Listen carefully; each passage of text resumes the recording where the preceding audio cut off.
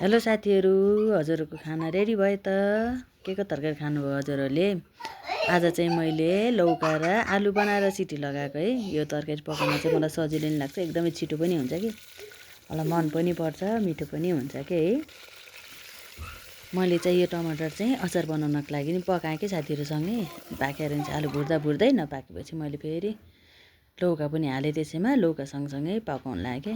अनि एकचोटि पाक्यो नि त, अचारलाई नि भयो, यता तरकारी पनि पाक्ने रेडी हुने भयो होइन साथीहरू। सजिलो भयो के। अनि यो भिडियो चाहिँ मेरो बिहानको हो के साथीहरू होइन। बिहान एडिट गर्नै भ्याइनँ, यत्तिकै हिँडेँ। अनि त्यसपछि अहिले साँझ आएर चाहिँ पोस्ट गर्दैछु के, एडिट गर्दैछु। अब यतिखेर पोस्ट गर्दैछु बिहानको भिडियो हो साथीहरू है। अनि अर्को कुरा मलाई भन्नु लागिराखेको साथीहरू होइन, मलाई फलो गर्नुहुन्छ, मैले फलो ब्याक दिन्छु, अनि 1-2 दिनमा फेरि तपाईँहरूले अनफलो गरिदिनुहुन्छ कि। मलाई किन साथीहरू यस्तो कुरा गर्दै मेरो भिडियो पनि सिक्यो साथीहरू, तरकारी पनि पाक्यो है। अब चाहिँ हामी खान्छौँ।